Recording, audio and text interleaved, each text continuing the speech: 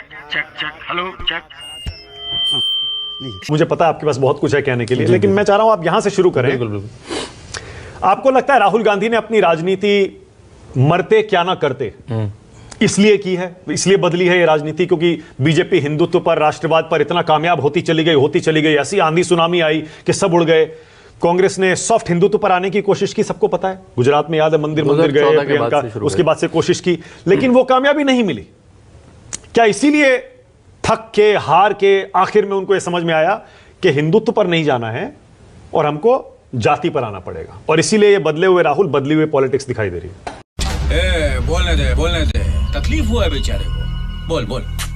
देखिए 2014 के बाद जब कांग्रेस बुरी तरह चुनाव हारी माना, तो उनकी जो अंदर की कमेटी बनी, उसने कहा कि हमें एंटी हिंदू दिखना बंद होना पड़ेगा, हमें मुस्लिम अपीजमेंट वाली पार्टी देखना बंद होना पड़ेगा।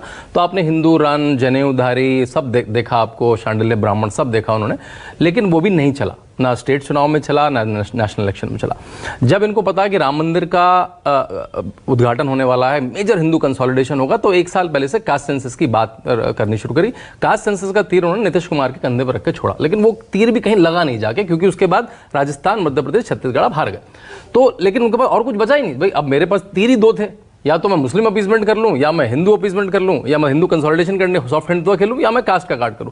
तो लगा इन सब में बेस्ट मेरे पास कास्ट ही कार्ड, जिससे इतनी सारी रीजनल पार्टी पल रही हैं तो मैं भी पल जाऊंगा, मुस्लिम पार्टी तो मैं हुई तो मुस्लिम वोट तो मैं ले लूंगा।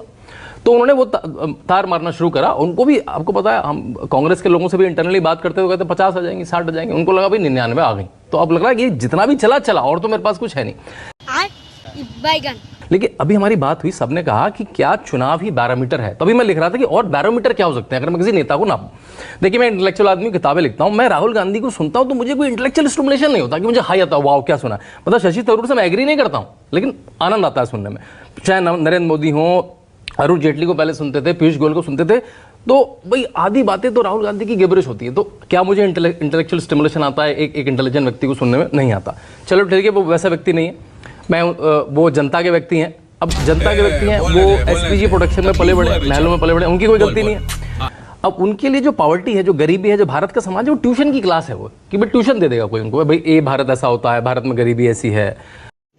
तो रुको जरा, सबर करो। 15वीं लोकसभा में उनकी अटेंडेंस होती थी, अलग सत्र में देखो 20%, 30%, 40%। उनके घर से मतलब साइकिल से जाओ तो 5-8 मिनट में पहुंच जाओगे।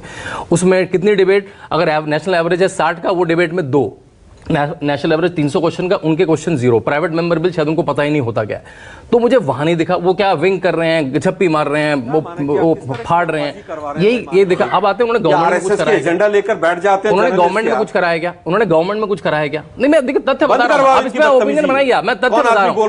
देखिए मैं तथ्य बता रहा हूँ, गवर्नमेंट में अब वो 2014 से बता रहे हैं आप उनको, आप कह रहे हो ट्विटर है, फलाना ट्विटर और मैंने जी चुपचाप, मैं आपको तथ्य बता रहा हूँ, मैं आपको तथ्य बता रहा हूँ, बता दीजिए काम उनकी अटेंडेंस। आलोक जी एक सेकंड चलवाना बंद। आलोक जी अब गर्दा उड़ेगा भैया, एक चाय बोले दीजिए। पॉइंट टेकन, एक सेकंड शांत हो। आलोक जी 1 सेकंड, आलोक जी रुकिए ना, एक मिनट रुकिए। आलोक जी 1 मिनट, एक सेकंड प्लीज, 1 सेकंड रुकिए। वो शायद उनको नहीं, शायद उनकी आपत्ति सही है। अरे रुकिए ना आलोक जी प्लीज, 1 मिनट रुकिए। अरे रुकिए ना, अरे रुकिए जी, एक रुकिए तो सही, मैं आप ही की बात कह रहा हूँ। पॉइंट टेकन, सही कह रहे हैं आप। थोड़ी सी भाषा पर शांतनु काबू। ए रुकिए ना आलोक जी प्लीज, रुकिए ना। देखिए मेरा तथ्य कोई गलत हो तो बता दीजिए, मैं फैक्ट चेक कर रहा हूं। रुकिए ना एक मिनट, इस पेशे को भड़वागिरी रुक जाइए, आपकी आपत्ति दर्ज करवा रहा हूं मैं, शांतनु को वही बात कह रहा हूं। सारा दिन रुक जाइए, बीजेपी के नेताओं थोड़ी भाषा पर मैंने पता नहीं क्या बोला, आप मुझे शब्द बता दीजिए। मेरा अगर सही खेल गया। शर्म करो, शर्म।